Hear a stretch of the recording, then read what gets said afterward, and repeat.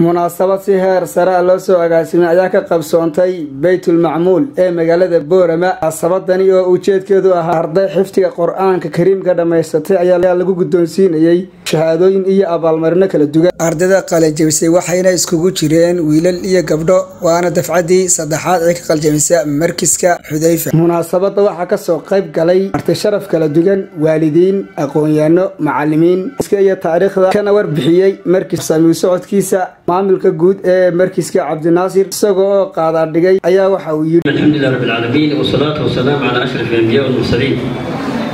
alxamdulillaah ilaahay subhanahu wa ta'ala iskuulkan keenay makaankan aad ka barakaysan. kelmadeedu waxay laba ma ka koobnaan doontaa mahadnaq iyo waxa weeyaan ka warbixiyo waxoogaa markiska insha Allah. labadaas oo baan daqiiqado kooban kaga hadlay insha Allah. horta dhammaan mahad Allah subhanahu wa ta'ala iyo haatay markii xigtana waxay u haatay marti sharafta nuucyada kala duwan ee horeyso cilmiga sheekhina Sheekh Maxamed Warsame Durde iyo macallinkina qaaliga ah Ilyas Abbas Abdullahi iyo Sheekh Xaashi oo nagala socda Maadi Huda iyo dhammaan marti sharafta culimada iyo kala duwan sida waxa weeyaan waalidiinta wujuuhda quruxda badan waxa weeyaan soo nadaamiyay ee soo habeeyay ee leh aabihi hooyada. waxaan leenahay insha Allah ta'ala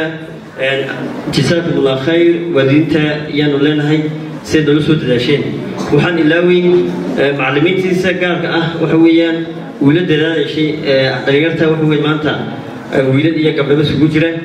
waxa weey xafladooda maanta la fadhiyo. waxaan leenahay hambaliyo dhalinyarta waxa weey maanta u fadhina hawshooda insha Allah. waxaan leenahay kuwii noqda waxa weey kitaabka Ilaahay subhanahu wa ta'ala xambaara waxa weeyaan ku sugnaada. waalidiinta waxaan leenahay insha Allah ta'ala sida horeba loo soo dadaalisay inta dambe waxa weey jiilkaana dhaqanayna soo socda. waxaan rajaynaynaa insha Allah ta'ala qaybo badan inay waxa weeyaan bisheeda aan hambaliyada u joogno. inta marka ka imaado waxa ayagana ka tigin mar waliba oo waxa weeyaan garabay gaashaas ku leenahay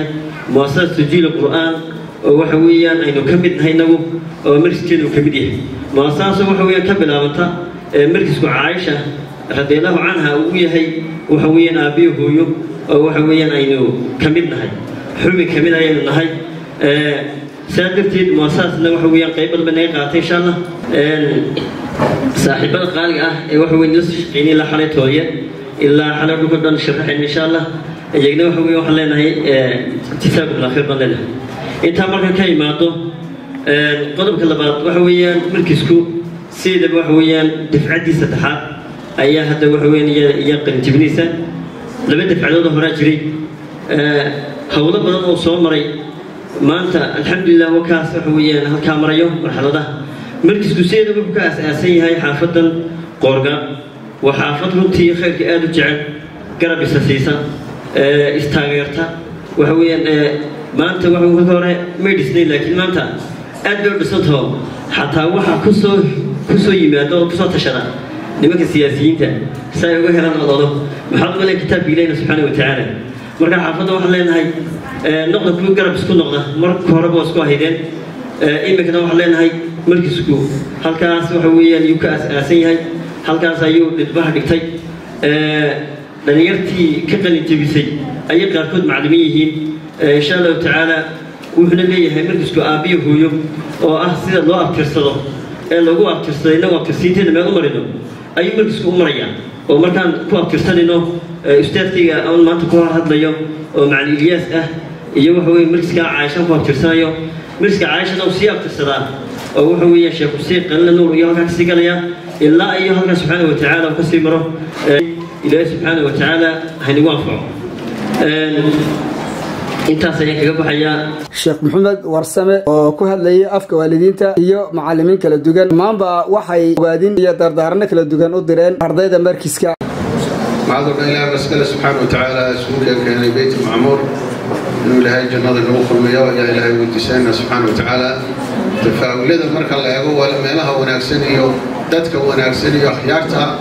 وحفي عن بالله إن شاء الله تعالى ما أنت بيت المعمور بنجونا وخير الله كسيا وكاسي دال وصقلين وضلنا يكون تربية درستي مركز الحديبة أنا قنجريتيسي عرديتيسي والديتيسي ومعلميتيسي مامتيسي أنا الجوجا مركز عايش وأنت بدن waxay meelahan oo dhan waxay iraakiska jira dhalay isaguna hooyo iyo aabbaha iyo dadkooda inay joogaan alxamdulillah marka horta wax badan oo khayr ah ayaan maanta rajaynaa insha Allah taala sida loo aamusiyaa iyo sida waxyaalaha loo danaynayna waa arrin kale khayr Allah inaga siiyo waxaan u yar walaalayaal insha Allah taala yar ishaari lahaa awlaadu waa nicam ilaahay nasiya subhanahu wa taala هذا دنا كلا إلهي وحكوا شيء سبحانه وتعالى إن فتنه إنما أموالكم وأولادكم فتنة والله عنده أجر عظيم وذلك يصير طفق أولاد إلهي يصير دور قف ومقرنسا هجاجيه وإلهي وهجاجيه طفق سمده وكهر مريا وكف عنانيا طفق أفر إسكان باطل وإلهي يصير مشكلتنا هو حويا ومضى مقارية دباتها كل عيش بركاورتها دينا فيتر بي ولادو كتاي دينا ونعمد يوم بركة ما فيتر مقنس وكان محاي نقل نقدوني الوالد هان واللي الوالدين تنظمر كخير الله سيئة قرب سعودة إلهي عابدة ورد عبادة إلهي مورس لبدو والد أصلا مفرق صوفال كبار نقل نقدوني قوي هاي آب هاي وحلا وحي كادونا لنا هذه الجاب ولا تقول لهما أف ولا تنهرهما وقل لهما قولا كريم هذا ونكسر له فعل ونكسر له موشيو لو تدعي هذه الجاب هذا الكوغ هذا القوة السليمة هذا الكسر رجل لولنين إننا تاسع إنتا على السهل فإدان الدنيا آخر الجنة النظر بشان الرحمن الرحيم فكان عاقبتهما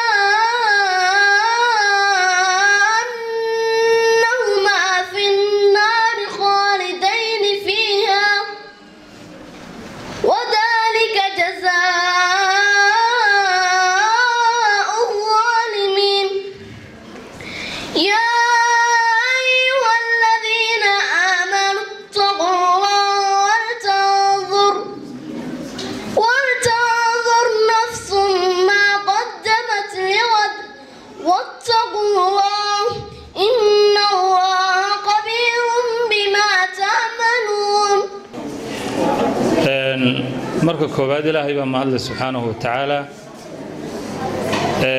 fadhigeenan iyo isku imaantikeenan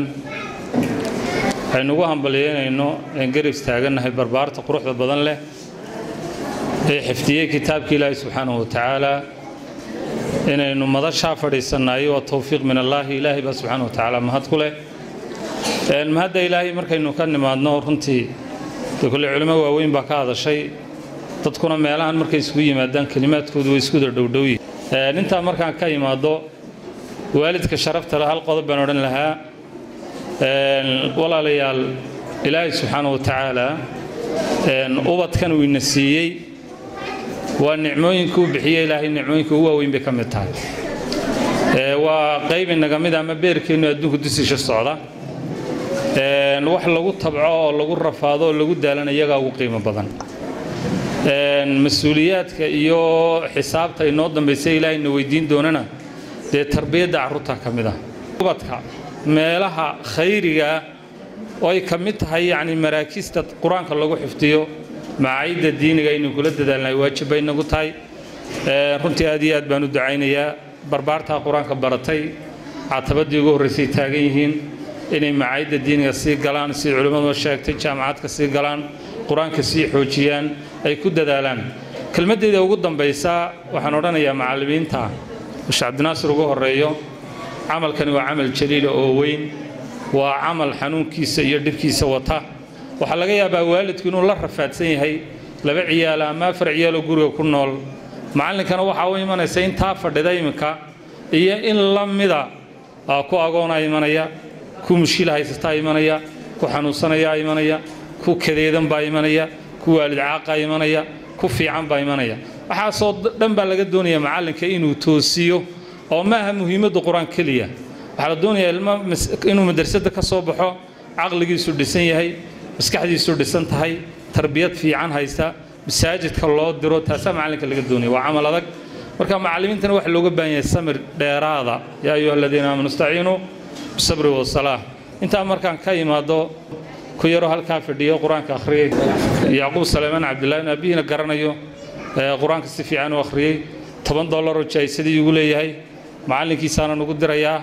aadna waan ku salaamayaa ومن يشاقق الرسول من بعد ما تبين له الهدى ويتبع غير سبيل المؤمنين نوله ما تولى ونسليه جهنم وساءت مسيرا إن الله لا يغفر أن يشرك به ويغفر ما دون ذلك لمن يشاء ومن يشرك بالله فقد ضل ضلالا بعيدا إن يدعون من دونه إلا إناثا وإن يدعون إلا شيطانا مريدا لعنه الله وقال لا تتخذن من عبادك نصيبا مفروضا صدق الله. ساسو كلا نعمة صحة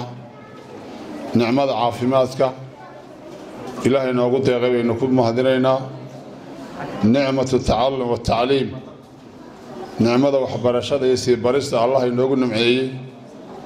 iyo kuwa fara badan oo la soo koobi karin ayaan u mahadcelinayaa marka labaad waxaan u mahadcelinayaa marka waalidiinta sharafta leh ee ku soo tabcay waxa weeyaan xooggoogii iyo maalkoogiiba geliyey sidii ay da'yartaas diintooda u baran lahaayeen qur-aanka kariimka u xafidi lahaayeen iyo dadaalkay soo bixiyeen baan ugu mahadcelinayaa sidaasoo kale maamulka markas xudayfa dadaalka ay muujiyeen ayaan ugu mahadcelinayaa iyo kartida ay muujiyeen sidaasoo kale murti sharafta qiimaha badan oo culimmada macallimiinta cid walba ka kooban ayaan u mahadcelinayaa inta ka dambaysa waxaan kaloo hambaliyeynayaa markaasi ardayda qalin jabinaysa hanii'an laka yaa daalib alcilmi hanii'an laka yaa xaafid alqur'aan alkariim hanii'an laka yaa man tacallama alqur'aan alkariim وعلمه القرآن الكريم حق ربه هنيئا لك يا من تعلم القرآن الكريم وعلم القرآن الكريم وأرشده إلى حق والديه إلى حق والده وحقوقهما أنا أقول هذا يومك معدك مامل حقيقة معدك الهدى وأني همبليا همبليا نلاحي إن شاء الله ونقصر دوينا عدي معد هدى وديارين برتان علومة الشريعة ونقصر دوينا إن شاء الله. السلام عليكم ورحمة الله وبركاته. إن الذين قالوا ربنا الله ثم استقاموا تتنزل عليهم الملائكة ألا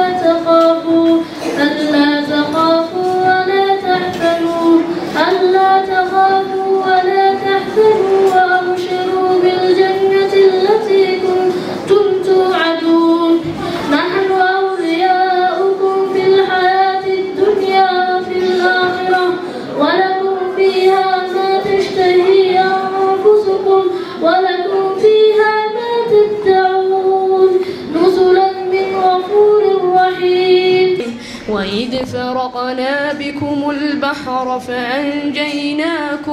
فأنجيناكم وأغرقنا آل فرعون وأنتم تنظرون. وإذ واعدنا موسى 40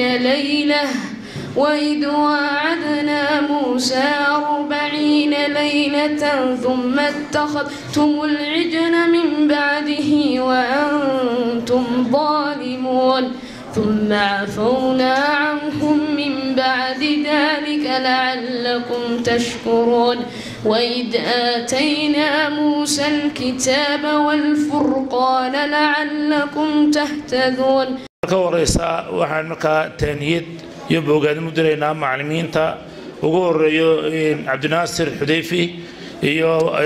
macallimiintiisa kale iyaduna inoogu soo dadaalay ubaxa inay noo soo saaraan waxa weeyaan macallin qaariya iyo qalin farweyn waa qalinkii wax lagu qori jiray barigaasi qalin baa wax lagu qori jiray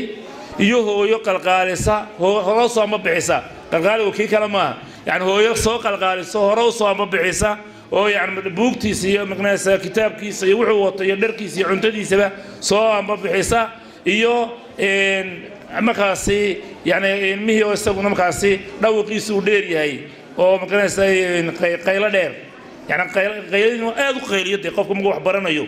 هدو قيلي وهذي وجرين ميسينو صحيان كله لكن محلا يقانا أرتك كرو أخريا قرانك كاسا كصحيا كنا كصحيا كدادا صلاحيا قران كيسي صاحب النقانية واحد قالوا مكفر أحسن لبيننا ولا لا ولا الخير عليه يا كشرة الله ونحرسته ما أنت هدوين اللي تشوق لها أد بوق فرح لها لبدا ينادي السكين ولا الخير عليه أد بوق فرح لها يجينا أنا وتشوق ما أنت iyagana halkii aabood aniga u jooga maanta aad baan u faraxsanahay hadalkii wixii iga baayay farxad dartii waan salaamayaa isagoo ugu dambeynna maamulka markiisku shahaado sharaf ku guddoonsiiyay halkaasi macallimiintii isaga wax soo bartay waxaana ugu dambeyn halkaasi lagu guddoonsiiyay shahaadooyin iyo abaalmarino kala duwan ardaydii dhamashatay xifdiga quraanka kariimka إذا ما قالني ربي أما استحييت تعصيني وتخفي